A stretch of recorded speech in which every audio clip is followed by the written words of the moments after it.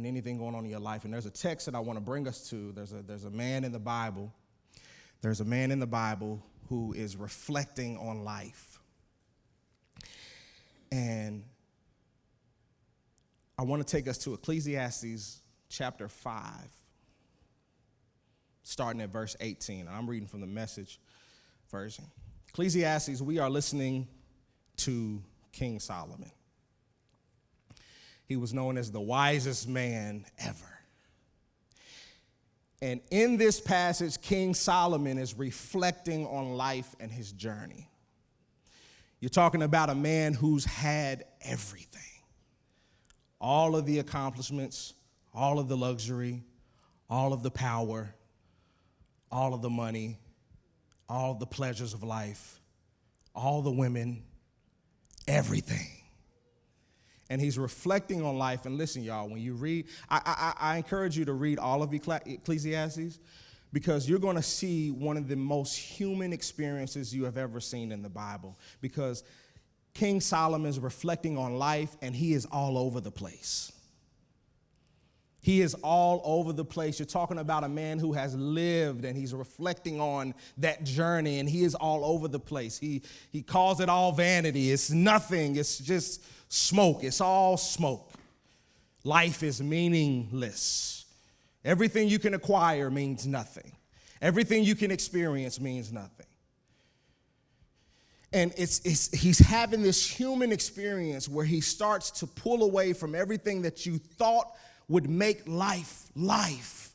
And he starts to bring it down to some of the most simplest things that we can grasp in life that sometimes we overlook because we're always trying to go after the things. And there's nothing wrong with buying a Tesla. I want one.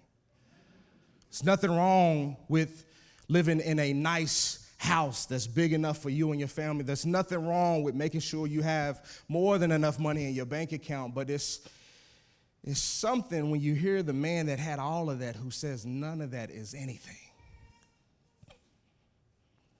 And there's some things that I want to point to in this, because he says a lot, but there's a few things that I want to point to in this passage that I think will help us live life the way I believe we should live it. Before we get to our death date, there's a life that is meant to be lived. Ecclesiastes 5, chapter 5, verse 18. King Solomon said, after looking at the way things are on this earth, here's what I've decided is the best way to live. Check this out. Take care of yourself.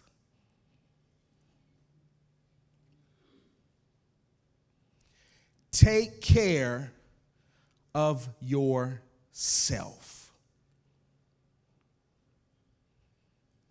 I'm going to say it one more time. Take care of yourself. When you're living life on autopilot, you don't really think about yourself. You just move. Anyone who needs something, you take care of them, and you don't really think about you. And here we are talking to the man that has everything, and he said, everything doesn't matter, but you need to take care of yourself. What good are you to anyone else if you don't take care of yourself? What good are you to your spouse or your life partner? What good are you to your children? What good are you to your family and friends if you don't take care of yourself? Drink some water.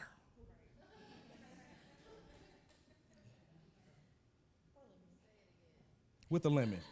Or with a lemon, that's fine. Drink some water. Work out.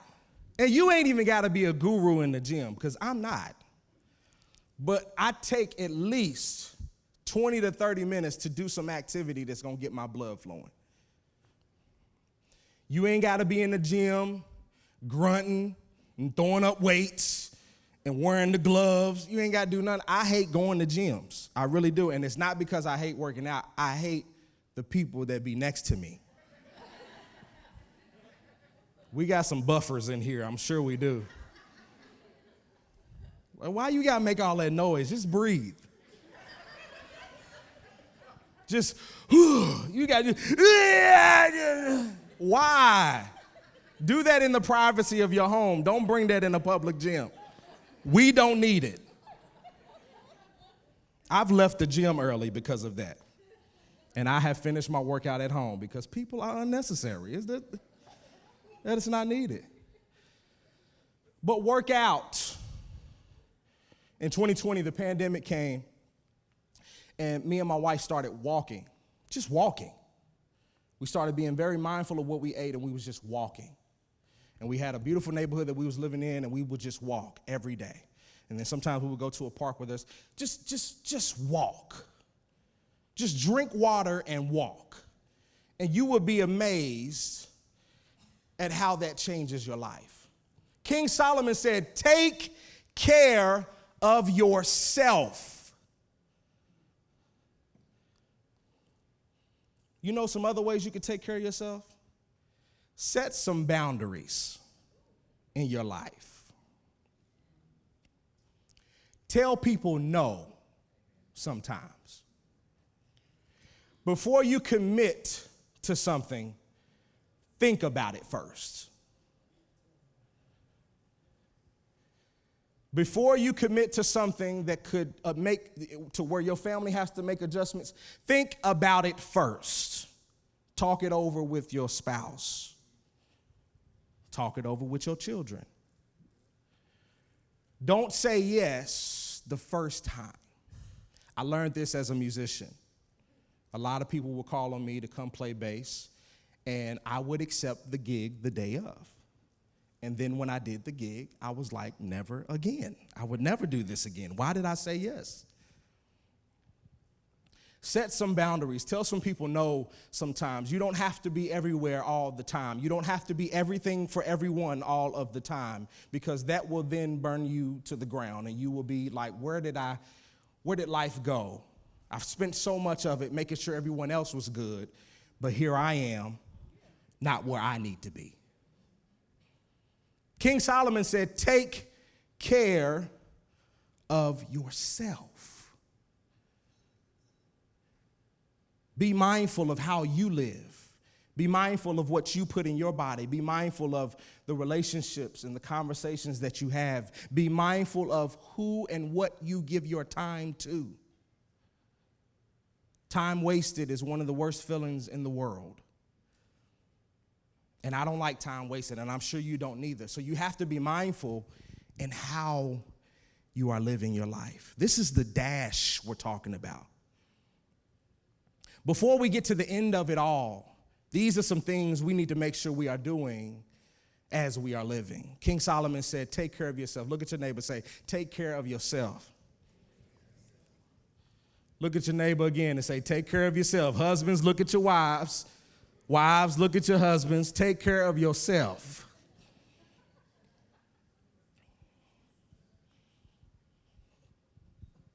So if we continue, King Solomon said, take care of yourself. And he said, have a good time. Have a good time.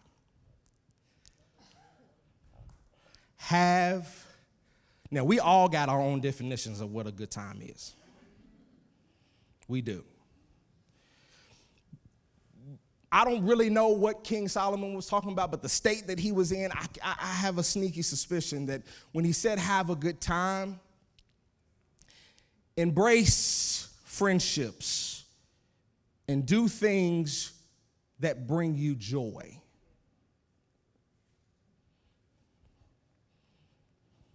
Sometimes you have to put work to the side and put the things that could bring some frustration and stress, and you have to do something that makes you smile. I want to encourage you to laugh a lot. I find myself watching stand-up comedians all the time. And it is it brings me so much joy in my life.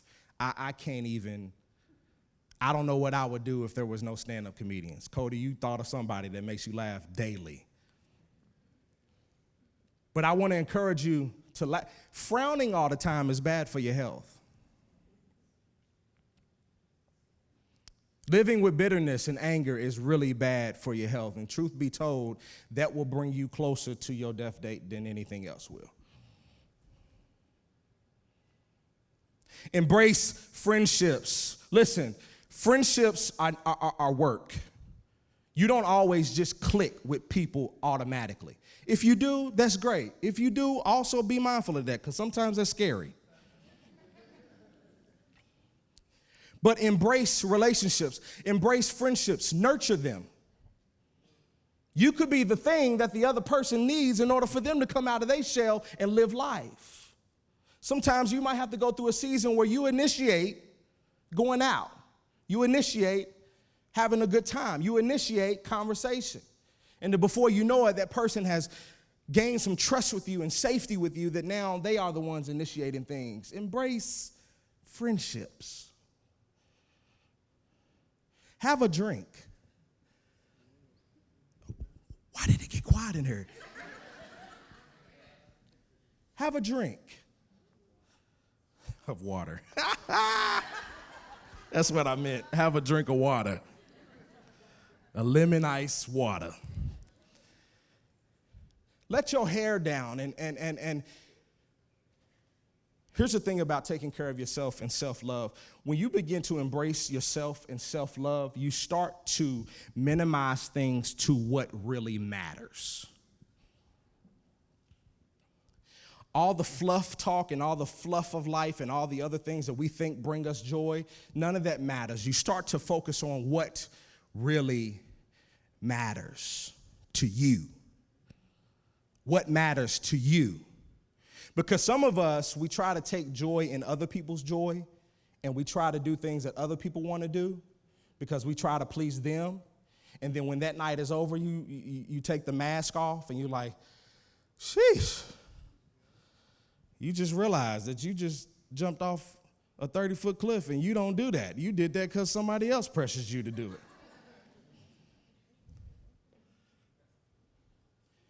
Find out what matters to you. And put that in your daily schedule. Put that in your daily schedule. Say at 12 o'clock, at 12:30, at 1 o'clock, at 1:30, I'm going to take 30 minutes to do what I want to do. If it's video games, play video games. I be playing 2K with my sons all the time. And it's the most relaxing thing that I can ever do. Until I lose. And my son has whooped my tail in it a lot. And he's 9.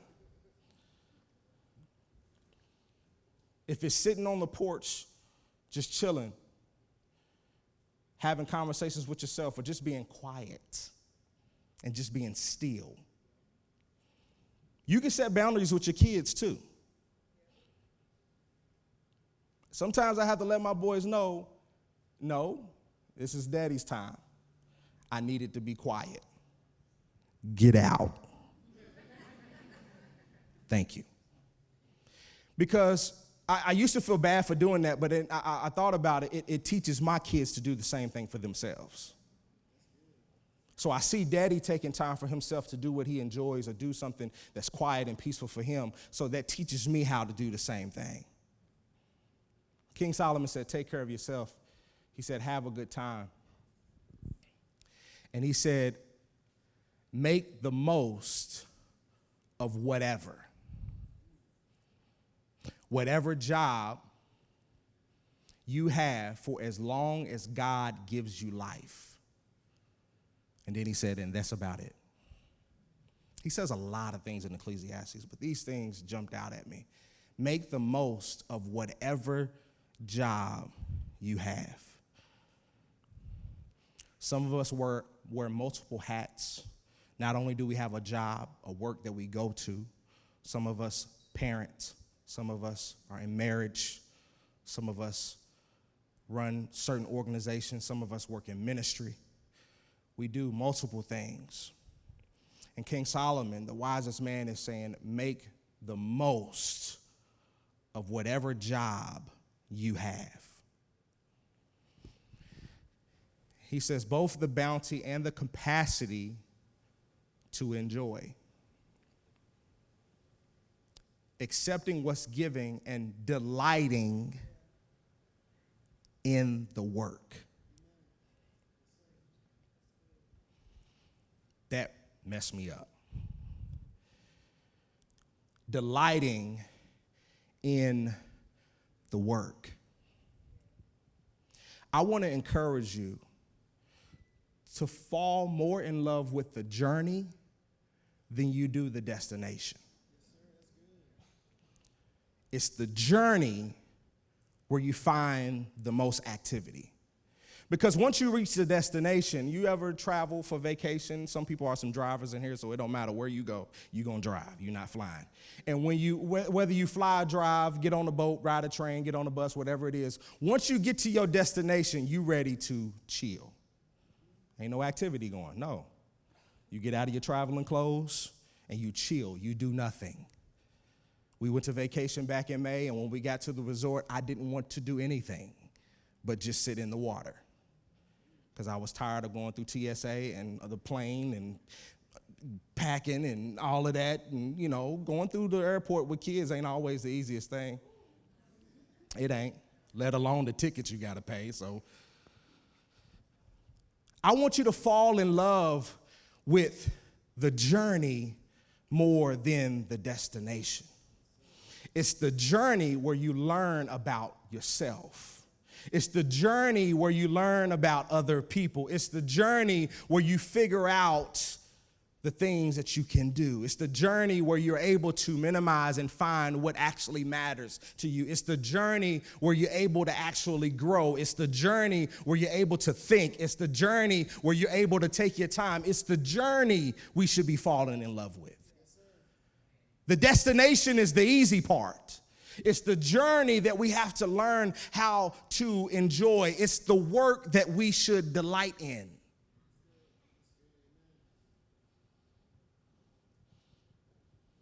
It's that in-between time that we have to take joy in. And sometimes it can be frustrating. That's a part of the journey. Sometimes it can be tedious. That's a part of the journey. Sometimes people can be on your nerves. It's a part of the journey. Sometimes you can make yourself mad by yourself. It's a part of the journey. What good is the destination if we didn't spend any time on the journey? He said, delight in the work. I dare you, when you go home and you begin to clean, or you begin to cook, or you go to work tomorrow morning, and on your way to work, or you got some yard work that you need to do, I challenge you to find something you can smile at and say, let's get to it. Just visualize what the yard would look like when you get it done and how your family can bask in it. Look at the coworkers that you could put a smile on their face, just making their Monday bright. Just find something you can smile at. Find something you can delight in. You can do it, you just never tried it because you don't want to. You never thought on a Monday morning, let me find something to delight in. No, you dread it. You've been dreading it since the night before. But I challenge you when you wake up, let me find one thing I can delight in. It's the journey. It's the journey. You have King Solomon, who had everything, more than what we have. And if somebody who had everything can say that it means nothing, it's amazing. I watch interviews with musical artists and celebrities a lot. And a lot of them, will talk about their journey and the grind and how much work they put in to get somewhere. And then the conversation changes when they get somewhere. It's like they got to this pinnacle in life and they were able to look behind the curtain. And they said, I put in all the work just to see how fake people are. I put in all this work just to realize it ain't that much money in this. I put all that money and time and energy and effort just to realize I want to go back to where I came from because this ain't it. That's King Solomon. He had everything. He was the king. He was above everything. He had everything you can possibly imagine, and he said it's nothing. It's meaningless. These are not the things that bring meaning to life because we all desire meaning. We all desire significance in our life. We want something. We want our life to be significant in some way, form, or fashion. We want to create some type of impact. We all desire those things. I didn't say fame because a lot of us don't desire that. I don't desire fame, but some of us desire to be significant in something. Men, you know the feeling when you get those words of affirmation and someone tells you how great of a job you did and they puff you up about what you did. And you know that feeling, man? Come on now. You know that feeling. You've been working on your chest, but you stick it out further when somebody tells you how good you did something. We want to be seen and known. We want to know that people see what it is that we do. Wives, you do a lot of work around the home and you take care of things that people don't even know you're taking care of. And it feels good for somebody to say, thank you for that. I appreciate you taking the time to even think about that.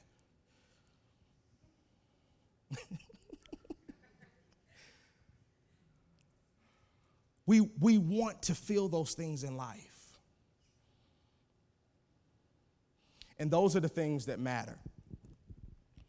Take care of yourself. Have a good time. My sister texted me right before I got up to preach, and she said, y'all want to get together so we can just laugh? And it almost brought tears in my eyes, because when me and my sister get together, that's all we do. Not do you want to get something to eat? Do you want to do this? Do you want to go out and pay for something? She said, do you want to get together so we can just laugh? Have you ever had somebody text you that? You ain't never had it? Me neither. That was the first time. That was the first time, and it did my heart so much joy. Because when you embrace relationships and when you embrace friendships and you find your tribe of people who just hit you up and say, hey, I'm coming over just to hang, just to chill. We ain't got to do nothing. I just need to be in your presence. If you have not experienced that, when you do, you will realize how much that matters more than anything else.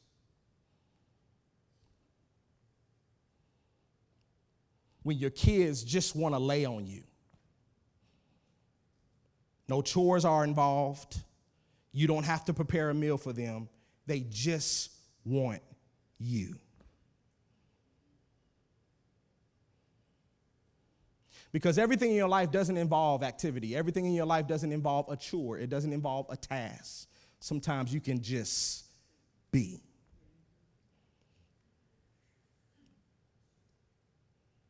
So I encourage you and I challenge you to make your life beautiful because you have the power to do that. I encourage you to make your home a beautiful place to live. It does not have to be a mansion. It does not have to be 2-3 stories. If you ain't got a basement, don't worry about it. Make whatever space you have beautiful and safe so that when you come home from work, you're able to breathe.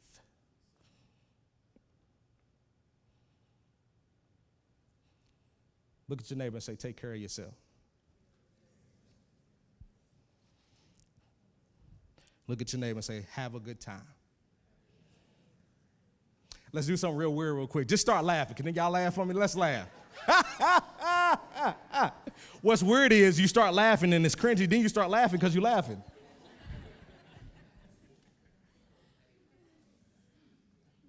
Me and some of my friends went to a comedy show last week, and I didn't know how much I needed it.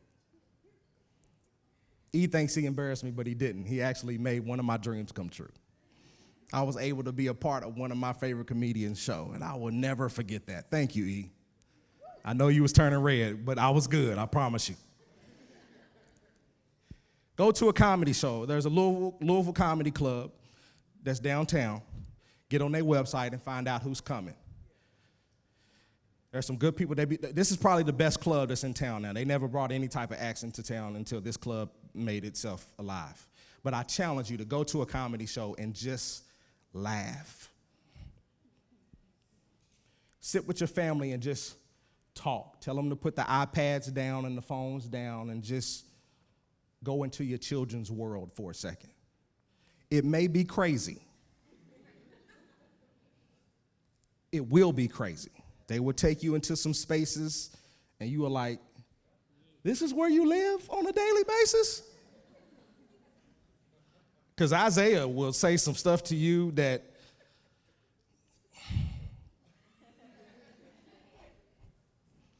take care of yourself and have a good time and make the most of whatever job you have. That's all I came to say to you this morning. Because life is beautiful and life is meant to be lived. Even though life be lifing, Scripture tells us that time and chance happens to us all. You will experience hardship. You will experience loss.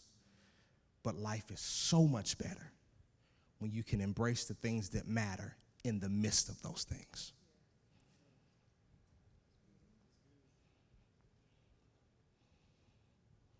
I love you.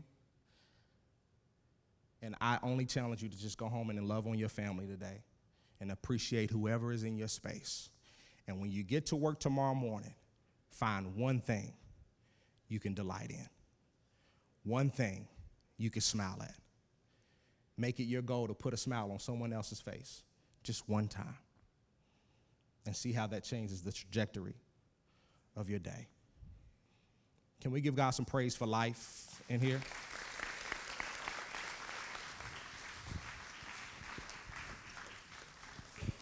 Man, sometimes I hear a sermon like that, and you can oversimplify a very simple thing.